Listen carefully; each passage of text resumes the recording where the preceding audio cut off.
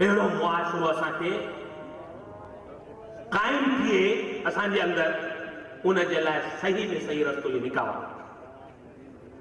नबी साईं फरमायो तुनकहुल मरातु लिअरबइन, चई शयुनि जे करे के औरत सां निकाह कयो वेंदो आहे। लिहसबिहा वले मालिहा वले जमालिहा वले दीनिहा। को माण्हू हसब ऐं खानदान खे ॾिसी करे रिश्तो कंदो आहे, फलानी औरत वॾे खानदान वारी आहे, असां उन खां घटि खानदान वारा आहियूं। रिश्ते जी ऊचाई खे ॾिसंदो आहे, पोइ उन जे करे उन ते आशिक़ थी पवंदो आहे, उन ते फ़रेब थी पवंदो आहे, पोइ उन सां निकाह कंदो आहे। को माण्हू माल जे करे, असां जंहिं खानदान मां रिश्तो करियूं था उहा औरत वॾी मालदार आहे, उन जे बाबे वटि वॾी मिल्कियत आहे, असांखे उन मिल्कियत मां हिसो मिलंदो। को जमाल ऐं हुस्न जे करे, ख़ूबसूरती जे करे बि कंहिंसां निकाह कबो आहे। ऐं चौथी शइ आहे दीन जे करे, माण्हू सुठो आहे, दीनदार आहे, निमाज़ पढ़नि था, घर जे अंदरि अख़लाक आहे। जनाब रसूलुल्लाह सल्लल्लाहु अलैहि वसल्लम फरमायो फज़कुर बिज़ात दीन, इन्हनि चई शयुनि मां जेकर तोखे निकाह वारो रस्तो ॻोल्हणो आहे त उन जे लाइ आख़िरी रस्ते खे ॻोल्ह। छाजे करे त हसब ते बका कंहिं क़िस्म जो कोन्हे, रिश्ता उन्हनि जे अंदरि ऊच नीच थींदी आहे, माल आहे, अॼु आहे त सुभाणे कोन्हे, अल मालो गादिन वराए, बका कंहिं क़िस्म जो कोन्हे माल खे। इहा शइ अहिड़ी आहे जंहिंजे अंदरि दवाम कंहिं क़िस्म जो कोन्हे, भले जमाले हा हुस्न ते भरोसो कोन्हे, केॾी बि हसीन हुजे, जेकर बीमारी आई टीबीअ जी, माता जी, मुंहं जी शक्ल बदिलजी फिरी वई, बीमारी खां महफ़ूज़ रही, कोड़ी थींदी, हुस्न ख़तम, हुस्न ते भरोसो कोन्हे, माल ते भरोसो कोन्हे, उनजे नसब ते भरोसो कोन्हे। केतिरा वॾा ख़ानदान हुआ मुग़लनि जा, वॾे में वॾा उन्हनि जा ख़ानदान हुआ जिन जे अंदरि सदाई हुकूमतूं रहियूं, जिन जे अंदरि सदाई ताक़तूं रहियूं। जिन ख़ानदाननि जी ॻाल्हि माण्हू कंदो हो त उन जे लाइ उन्हनि खे वक़्तु घुरिबो हो, पर अॼु उहे ख़ानदान ख़तमु आहिनि। मुग़लनि जा जेके शहनशाह आहिनि उहे सभु हींअर मिटी जे हवाले आहिनि। अंग्रेज़ उन्हनि ते कब्ज़ो कयो हो। उन वक़्त जे अंदरि जेको मुग़लनि जो आख़िरी बादशाह ज़फ़र हो, जंहिं अची करे ॾुख जे अंदरि अशार पढ़िया, जॾहिं त उन जे शहज़ादनि खे फांसी ते टंगे वियो, उन्हनि जूं औरतूं ऐं न्याणियूं जिन वञी करे हिमायूं क़ब्रिस्तान जे अंदरि पनाह वरिती, उन्हनि जा ताज, उन्हनि जा लाल किला, तख़्त ताउसी सभु ख़तम थी विया। ज़फ़र खे ॾुख में ये शहर पढ़ना पिया, कितना बदनसीब है ज़फ़र, दफन के लिए 2 गज जमीन न मिल सकी कुए यार में, न किसी का हबीब हूँ न किसी का रकीब हूँ, जो बिगड़ गया वो नसीब हूँ, जो उजड़ गया वो दियार हूँ, कोई मेरी मज़ार पे आए क्यों, कोई आकर शम्मा जलाए क्यों, मैं तो बेकसी का मज़ार हूँ, न किसी का हबीब हूँ न किसी का रकीब हूँ, जो बिगड़ गया वो नसीब हूँ, जो उजड़ गया वो दियार हूँ। ये शहर उन्हनि बादशाहनि चया आहिनि जिन खे अल्लाह जल्ल जलालू हुकूमतूं ॾिनियूं। खानदान ई ख़तमु, खानदाननि ते ऊच नीच ईंदी आहे।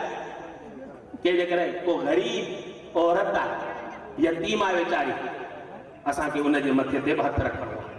जेकर उनजो को सहारो कोन्हे त असांखे घुरिजे त उनजो असीं सहारो बणियूं। वॾे में वॾी हुनजी फज़ीलत। अॼु असांजा मुस्लमान इन्हनि शयुनि खे नज़रअंदाज़ कनि। माल जे मेड़ जे अंदरि राति ॾींहुं कोशिशा हूंदा, इन जे करे असीं चवंदा आहियूं, वॾी हिकिड़ी अफ़सोस ऐं ॾुख जी ॻाल्हि आउं करियां थो ख़ुशीअ जे मौक़े ते, जेका करणु न घुरिजे। असांजा दोस्त मुस्लमान पर कारोबार कंदा आहिनि व्याज। अरे बाबा, हीउ व्याज वारो तव्हां कारोबार था करियो, तव्हांखे ख़बर आहे त इहा छा आहे? इहा मुआशरे जी हिकिड़ी वॾी में वॾी लानत आहे। उन्हनि सां हिकिड़ो इंसानियत वारो नातो टुटे थो, सुलूक ख़तम थिए थो। ऐं क़ुरान करीम जे अंदरि अल्लाह जल्ल जलालहू व्याज खाइण वारे खे पाण सां ऐलान जंग जो ऐलान करे। उहो माण्हू ईअं जी अल्लाह सां ऐलान जंग। मूंखे ॿुधाए, जेको माण्हू पंहिंजे मालिक सां टकर खाए वो बची सघंदो?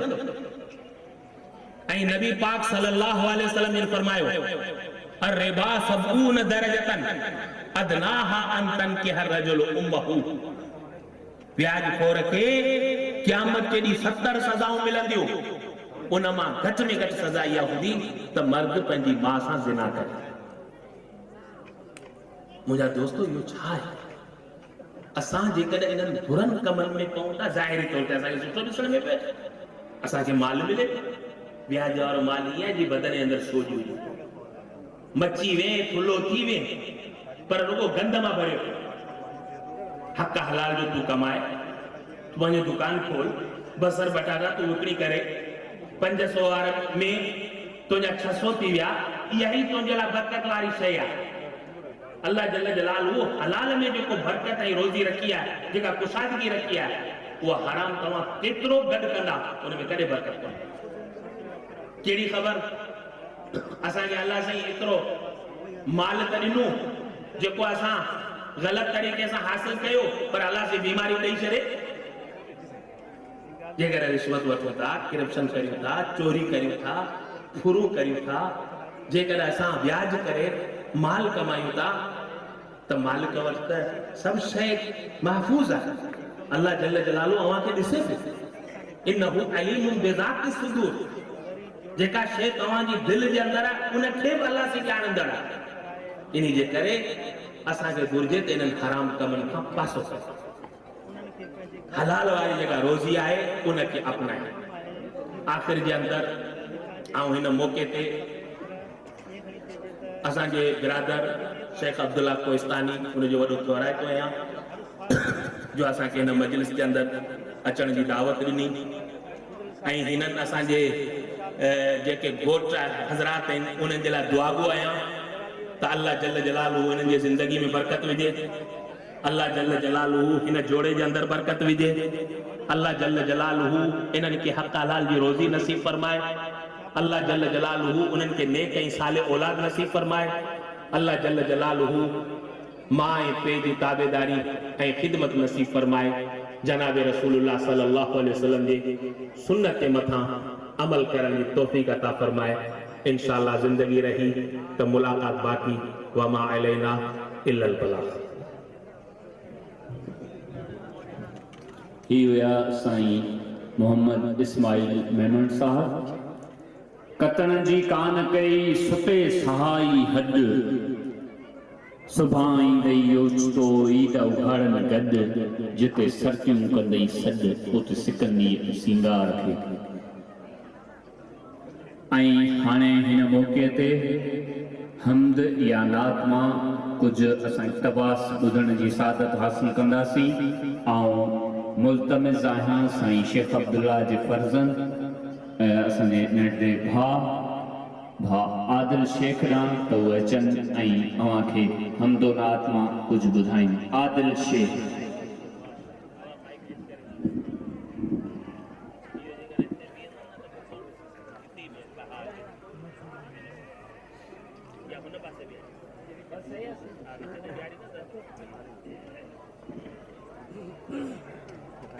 हस्बी रब्बी जल्लल्लाहु मा फी क़ल्बी गैरुल्लाह मुहम्मद सल्लल्लाहु ला इलाहा इल्लल्लाह। हस्बी रब्बी जल्लल्लाहु मा फी क़ल्बी गैरुल्लाह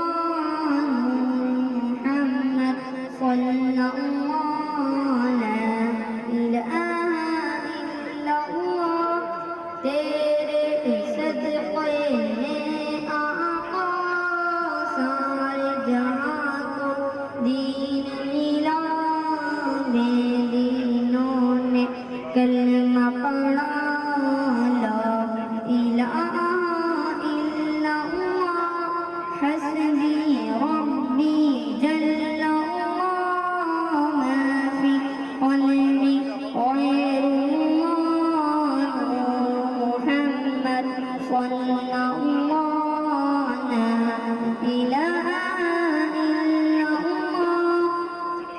सिंध नबी भूजल गया, सिंध नबी भूजल गया, आँखों से उसने कहा गर वो नबी बतलाओ जरा मेरी मुट्ठी में है क्या, आँखों का फरमान हुआ उन फज़ले रहमान हुआ, मुट्ठी से पत्थर बोला ला इलाहा इल्लल्लाह हस्बी रब्बी जल्लल्लाह मा फी क़ल्बी गैरुल्लाह मुहम्मद सल्लल्लाहु ला इलाहा इल्लल्लाह। वो जो बिलाल हबशी है, वो जो बिलाल हबशी है, सरवरदी का प्यारा है, दुनिया के हर आशिक की आँखों का वो तारा है, दिल हुए कितने उस पर सीने पर रखा पता, रब पर फिर भी जारी था ला इलाहा इल्लल्लाह हस्बी रब्बी जल्लल्लाह मा फी क़ल्बी गैरुल्लाह मुहम्मद सल्लल्लाहु ला इलाहा इल्लल्लाह। अपनी बहन से बोल उमर, अपनी बहन से बोल उमर, ये तो बता क्या करती थी मेरे आने से पहले, क्या छुप के पढ़ती थी।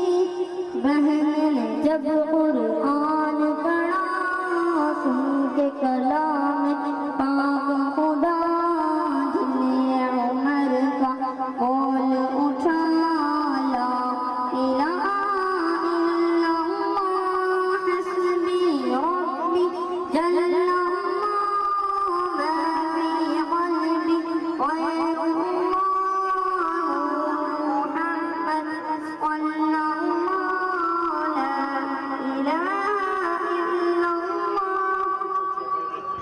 दुनिया के इंसान सभी, दुनिया के इंसान सभी शिर्क को बिदअत करते थे, रब के बंदे थे फिर भी बुत की इबादत करते थे, बुत खाने नहीं ठहराए मेरे नबी है जब आए, कहने लगी मखलूक खुदा ला इलाहा इल्लल्लाह हस्बी रब्बी जल्लल्लाह मा फी क़ल्बी गैरुल्लाह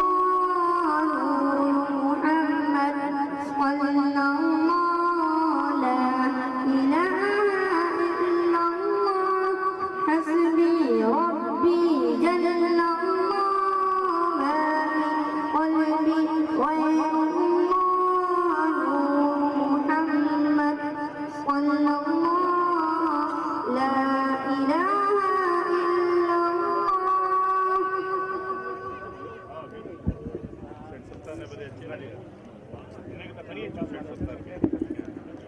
सुभान अल्लाह। ही हुआ आदिल शेर।